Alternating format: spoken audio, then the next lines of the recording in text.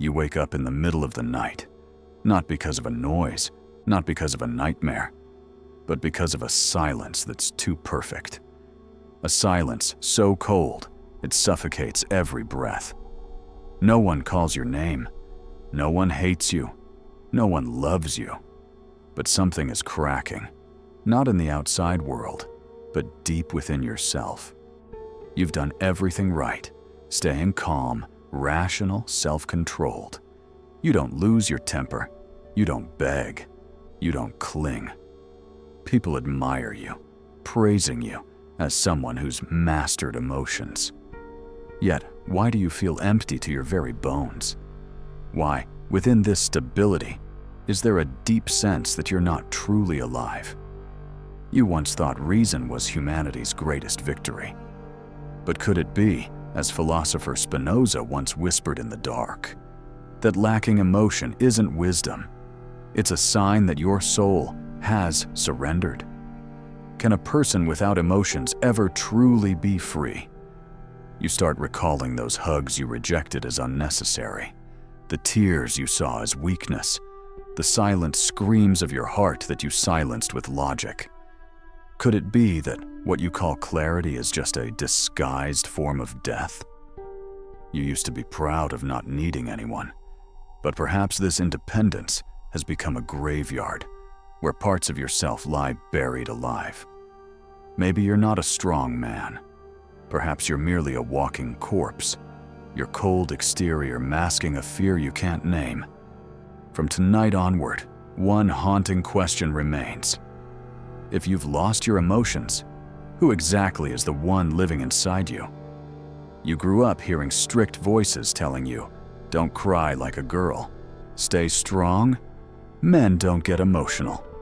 These weren't just advice, they were spells. With each repetition, parts of your emotions were suppressed, wrapped up, hidden away. Not because you wanted to, but because you had to be accepted. Psychologist Carl Jung called this the persona, the mask you wear to survive in the world. You aren't your true self. You're the version your parents can brag about, the version society applauds. But in the shadows, unseen by others, your true self, the shadow, the rejected part of your soul, still breathes, locked tightly away. You've learned how to control anger, but never how to transform it. You've learned to be polite, but never dared to be authentic. Every time you say, I'm fine, you bury your truth deeper. And when your truth stays buried for too long, it becomes a monster. Jung warned, until you make the unconscious conscious, it will control your life, and you'll call it fate. You don't lack emotion because you've overcome it. You lack emotion because you've extinguished the very flame that makes you human. The trap isn't outside. It's within the image you have of yourself. I'm rational, strong, independent. I don't need emotion. But emotions aren't weakness. Emotions are life. You thought you conquered your instincts, but they've consumed you instead. They no longer scream. They whisper, quietly, silently, leading you to numbness, confusion, and a form of depression that nobody notices, not even you. Nietzsche once said, "Beware those who live without anger, for they no longer have blood flowing in their hearts." You stop fighting, not because you've reached enlightenment, but because you no longer feel there's anything worth fighting for.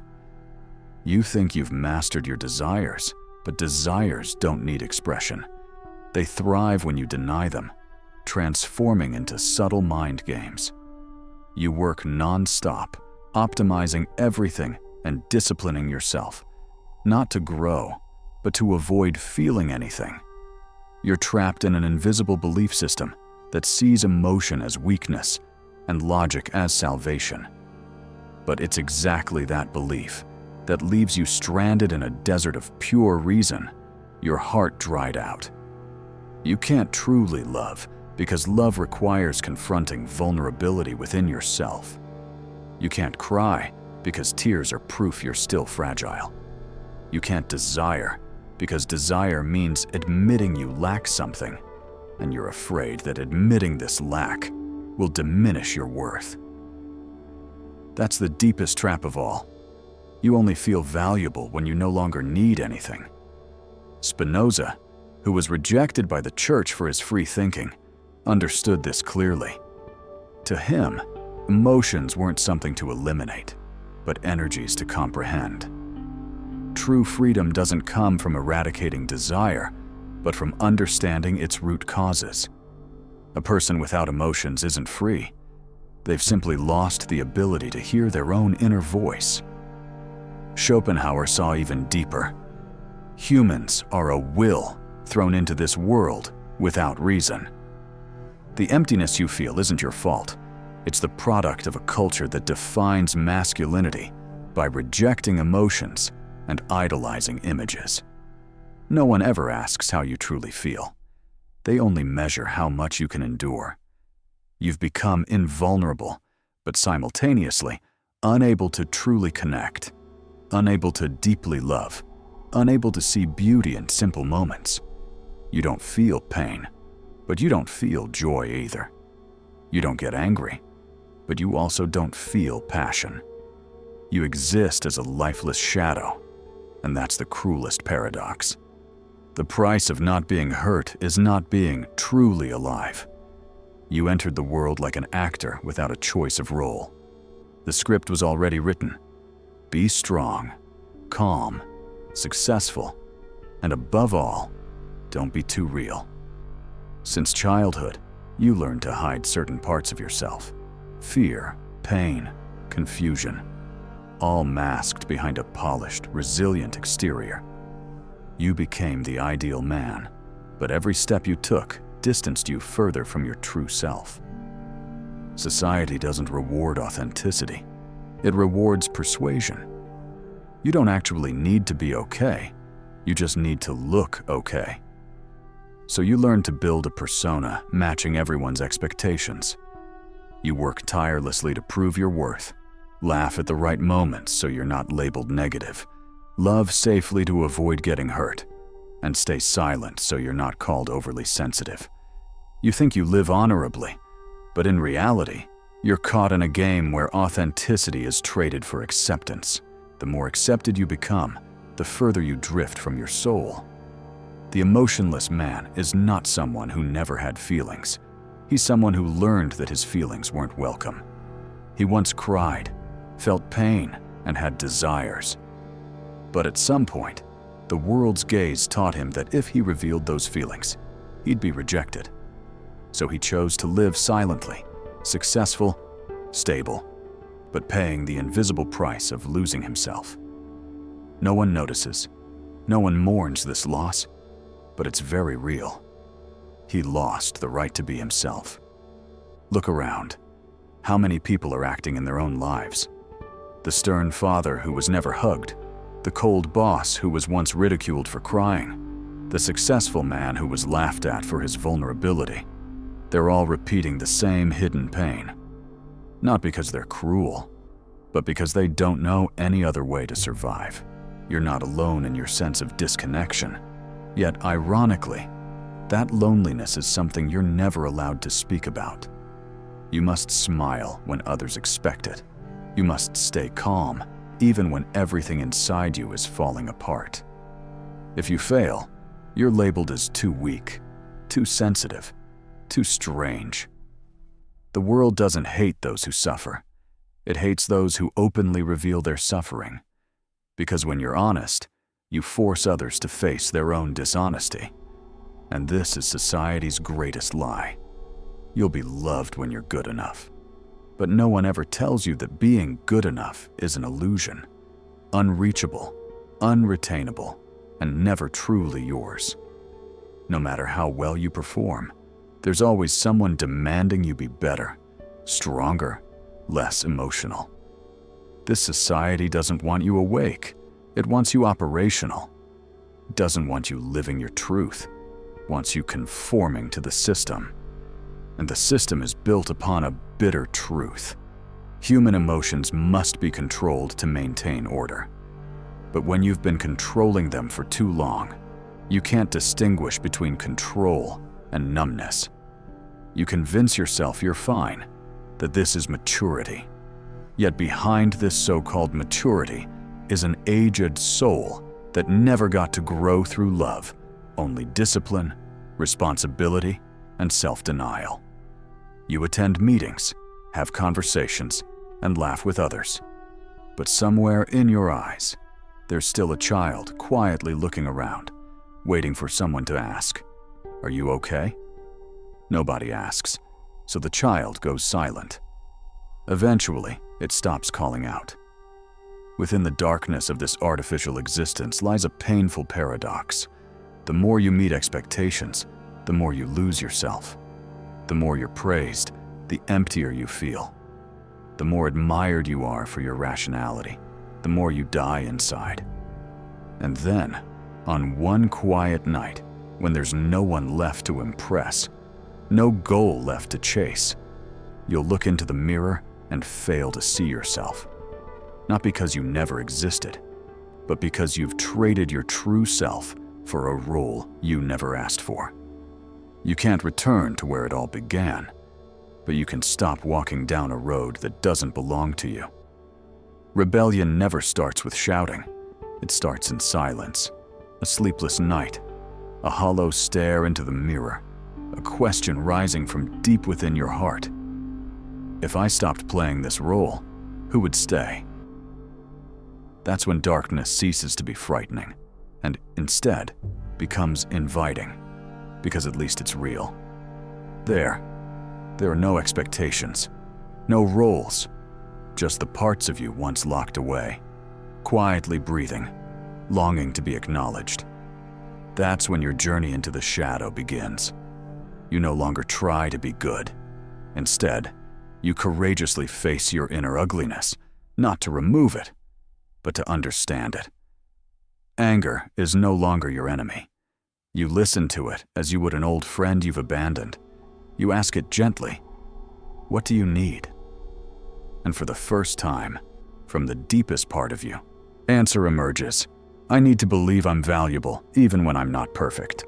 You start realizing there's nothing more dangerous than denying yourself just to be accepted by others. That's a slow death that happens every day. True rebellion isn't about fighting against the world. It's about embracing the truth inside you, even if it means the world might walk away. You used to think letting go of emotions meant rising above, but now you see real courage is feeling deeply without shame, daring to cry openly, trembling without apology, loving without guarantees. And when you step into that vulnerability, something remarkable happens. You begin to truly live. Nietzsche called this the moment of breaking idols, the ideals and role models you once idolized, the cold father, the perfect leader, the invincible alpha man. All these now crumble like statues made of rotten stone, because you finally see that no one can truly be themselves while trying to become someone else. This is the moment of personal will, not living by what's expected, but living by what's real. And that reality isn't comfortable. It's a desert with no map, no guidance, no guarantees, just your own voice quietly echoing, "I don't know who I am, but for the first time, I truly want to find out." Not to be loved, but to be real. You refuse to play society's games. You no longer share emotions to manipulate others. You no longer behave kindly just for praise. You no longer showcase yourself as some optimized product. You start loving in the rawest way, unsafe, uncalculated. You allow yourself to fail, to stumble, to be rejected, because you realize it's only in real pain that you finally touch your own heart. You sit with yourself, no distractions, no devices, and in that silence, something profound occurs. You hear the authentic voice within. It doesn't push you to succeed. It doesn't demand you please anyone. It simply says, "Stop trying to become someone and start being yourself. even if the world turns away. This is a rebellion without bloodshed, but it can shatter your entire old way of living. You start leaving behind relationships that helped you hide your true self. You become silent, not to escape, but to listen deeper. You rewrite your definition of strength. It's no longer about being unaffected by emotions. It's about daring to move through them. You forgive yourself, not because you've earned it, but because you understand that the vulnerable part inside you isn't a mistake. It's a human part that needs to be embraced. You meet someone, and for the first time, you're not playing any role. You don't try to impress. You don't try to lead. You just show up authentically. They look at you in a way you've never experienced before. No expectations, no ownership, no judgment, just looking. In that moment, you realize love doesn't begin with admiration, but with the courage to simply be yourself. You no longer need to win, because you've returned to the place you once abandoned, your heart. And inside this heart, there's no longer an idealized man. There's a complete human being, contradictory, fragile, flawed, yet profoundly genuine and real. This rebellion isn't about breaking the world outside. It's about waking up from within. You're not living to be chosen, you're living to be real. And then one day, without thunder or crashing sounds, you stand in front of the mirror. No neatly prepared clothes, no face molded by the expectations of others, no voice belonging to any system. Just you. No role, no reason, no expectations. You look deeply into your own eyes, and what reflects back isn't the successful man, not the calm, logical, controlled person, but rather a child who's been waiting patiently for you to return. You abandoned him once, choosing maturity over authenticity. You quietly suppressed him when the world told you vulnerability was wrong, emotions were enemies, and weakness was forbidden. But now he's still there, not blaming, not resentful, just waiting. Waiting for you to ask the one question you never had the courage to ask. Are you still there? And the answer brings you to your knees, not from pain, but from its purity. I never left. You traveled to the farthest edge of reason, only to realize no artificial light can ever replace truth. And the truth is, you never needed to be that strong. All you ever needed was to be loved without having to prove you deserved it. Spinoza once wrote that emotions aren't mistakes, they're the movement of the soul. You don't have to eliminate your emotions to find freedom. You need to journey through them to find yourself. The so-called emotionless man isn't the ultimate ideal. He's the outcome of a broken society, a place where humans are trained to become tools rather than souls. You were once a victim, but now you've awakened, and that awakening can't be undone. You no longer fit into shallow conversations, no longer feel comfortable playing social roles, no longer crave approval, because you've seen the truth, and there's no turning back.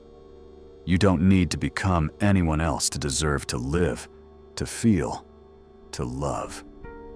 The deepest pain isn't rejection. It's losing who you truly are just to be accepted. You once sacrificed yourself to stay connected. Now you're willing to lose the entire world just to return to yourself. And that's real freedom. Not freedom from emotions, but freedom within them. Not becoming someone who never feels pain, but becoming someone who stands firm within pain while keeping an open heart. And if someone asks you, "Who are you now?" you'll smile, not to hide, but to fully show up and say, "I'm someone who died playing a role and came back to life as a soul with nothing left to hide."